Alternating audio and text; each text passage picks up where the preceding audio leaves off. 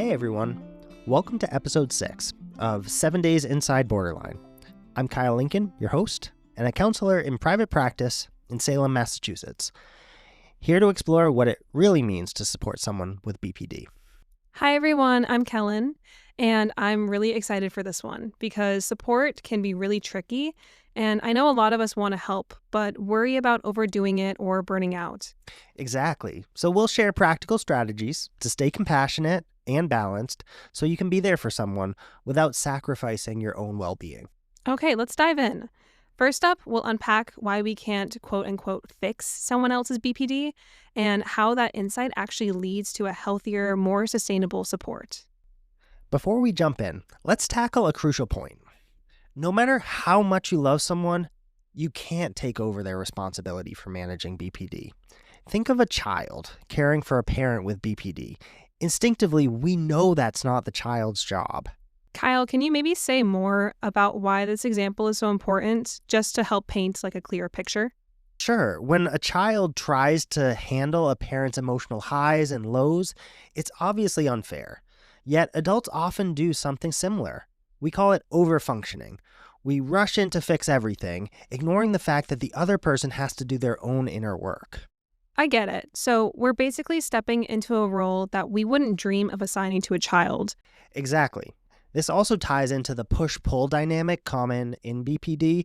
One moment, the person wants intense closeness. The next, they push you away. If you overfunction, you lock both you and the person with BPD into a pattern where you're forever rescuing and they're forever needing rescue.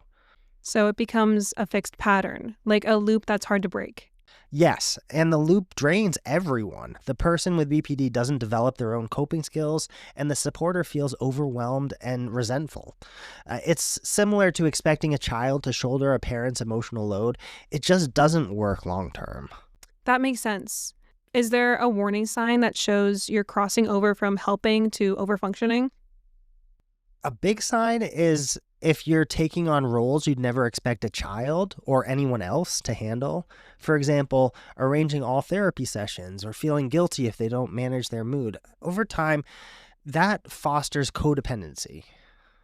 That would be really stressful. But we don't stop helping altogether though, right? Not at all. Real support means empathy, sharing resources, and consistent boundaries. You're walking beside them, not carrying them. We'll get into boundary scripts in the next segment, but the key idea right now is that each person remains responsible for their own emotions. Right. So the parent-child metaphor shows us how unnatural it is for one person to fix another's life. Exactly. If it's clearly wrong for a child to do it, it's not healthy for adults either. Once you see that, you can disrupt those push-pull cycles by letting the person with BPD own their recovery. Got it. That's a strong reminder to avoid becoming the perpetual rescuer. I love that term, perpetual rescuer. So our next segment will delve into how to balance empathy with boundaries so you can be supportive without overfunctioning. Stay tuned.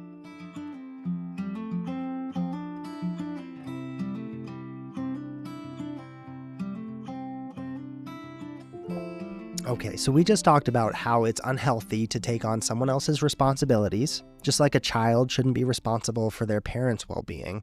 Now let's shift to practical, sustainable support strategies that avoid overfunctioning. So I'm still learning how to give help that's truly helpful without running myself ragged. But sometimes it feels like there's a fine line between support and burnout.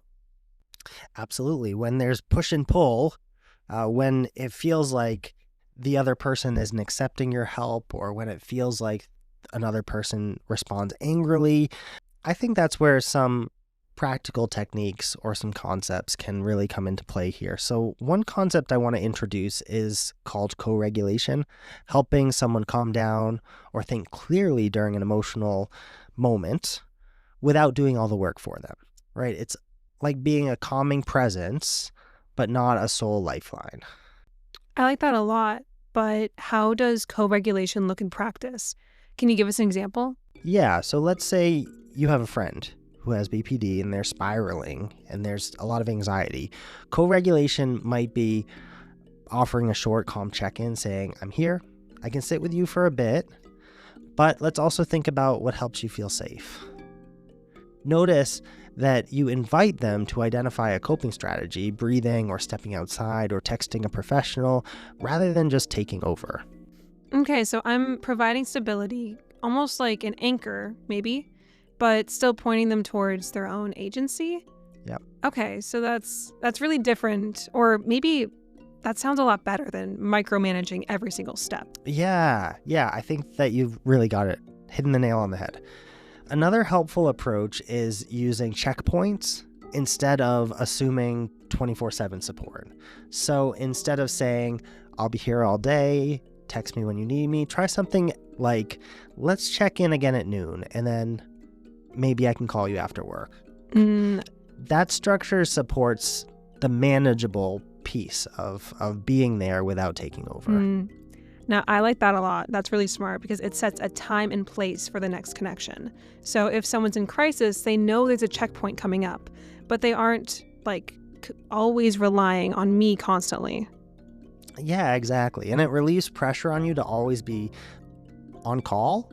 Another tip I can think of is really in those day-to-day moments, care neutral moments. One of the unfortunate implications of an episode titled How to Support Someone is that power differential of being the helper versus the helpee, or the supporter versus the supported.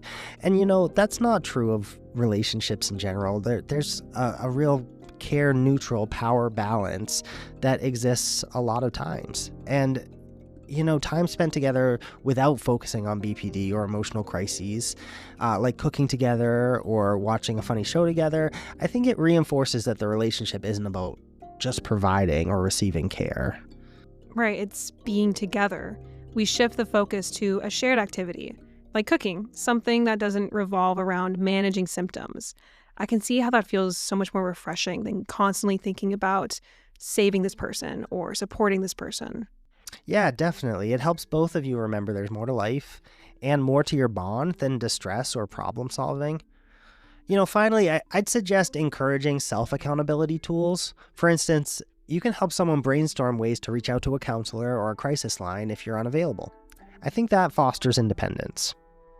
So if they message me in a panic, I might say to them, I hear you, but how about we use our check in time at noon? And meanwhile, you can call your therapist or maybe even try that breathing app that I mentioned. I think that's a fair way of putting it. You're being supportive, you're acknowledging their distress, yet you're gently redirecting them to resources they can use on their own. This approach balances compassion with personal responsibility. Right. That feels a lot more sustainable than saying, oh, call me anytime, like day or night. I'm here for you all the time. Because I feel like that could easily lead to burnout and even worse, resentment. Yeah, exactly. I mean, resentment is often the byproduct of overfunctioning. So in our next segment, we'll look at how to protect your own emotional health so you can stay supportive without sacrificing your own well-being.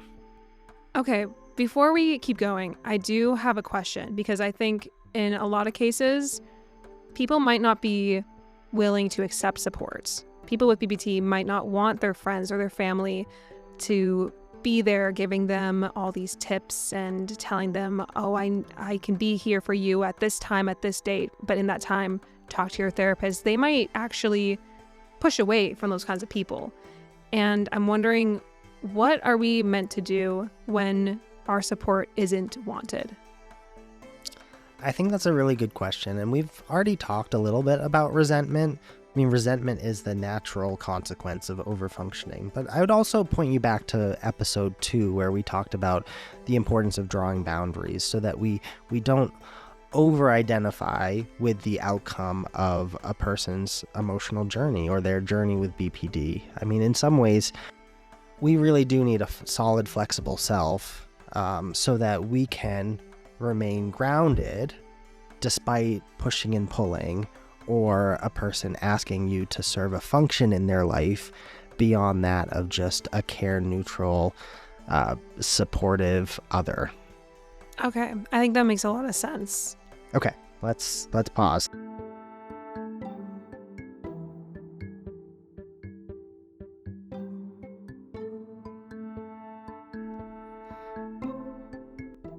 So we've been talking about healthy support without overfunctioning, and now it's time to focus on your well-being if you're the one offering help. Self-care, it's not optional, and it's essential to keep you steady in the long run. Yes, and I'm so glad we're addressing this. So I know from personal experience how easy it is to get overwhelmed. So where should we even start with self-care? Yeah, so let's start by recognizing your own capacity. Ask yourself, how much emotional bandwidth do I realistically have today? And this is going to change day to day. If you're already stressed from work, maybe work was tough, you might need stricter boundaries that evening. Right. And if my bandwidth is low, I might say, I hear you, but I can only talk for 10 minutes right now. But is that really all right to say? I mean, absolutely. When you check your own capacity, it just prevents you from digging into emotional reserves you don't have. I think it's really helpful to have a self-care toolkit. I mean, this is something I develop with clients I work with, simple things you can do to quickly recharge, like maybe a favorite playlist or a short walk. I mean, these are things that are important to have on hand that you can use when you feel drained. I'm really glad you mentioned that because it's really those small steps, small things you do in your daily life that can help keep you calm. It doesn't have to be these weekend retreats or spa days. Yeah, exactly. I mean, small is powerful. And also consider, even right now, that you do have a support system. You don't have to carry everything alone. I mean, maybe could you talk to a friend? Could you join a local support group? Or maybe you can schedule a therapy session for yourself. I mean, having multiple outlets means you're less likely to burn out yourself. And for me, I've noticed that when I bottle everything up inside, I'm more likely to snap or withdraw, and that might hurt the people that are closest to me. Sharing with a trusted friend or a therapist really helps me to stay grounded. Yeah, thanks for that disclosure, Kellen. I think processing your own emotions presents resentment from building.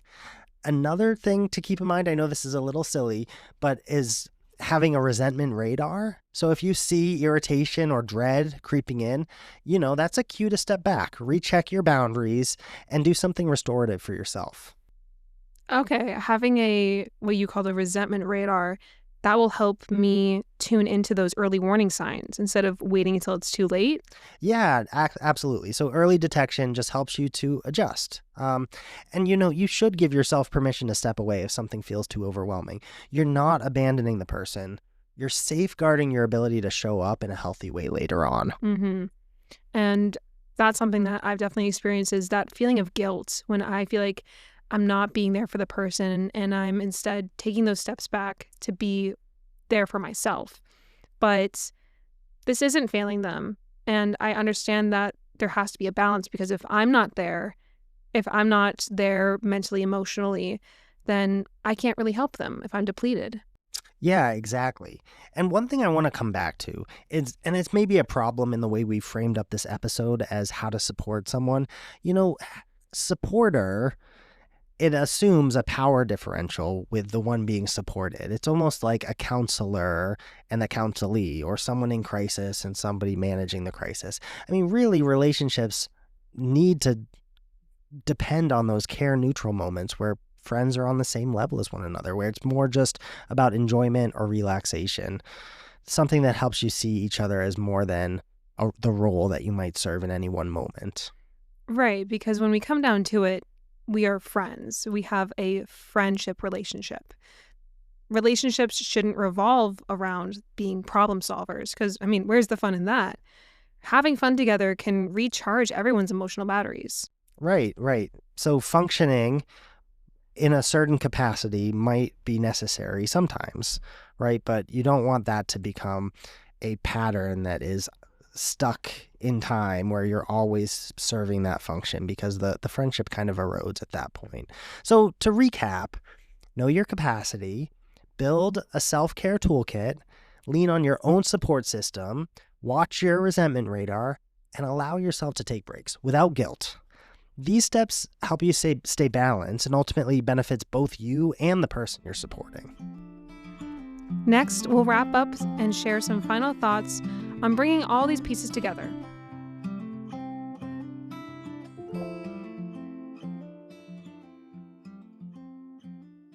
That brings us to the end of episode 6. We've covered why overfunctioning isn't the answer, how to offer grounded support, and the importance of self-care for the supporter.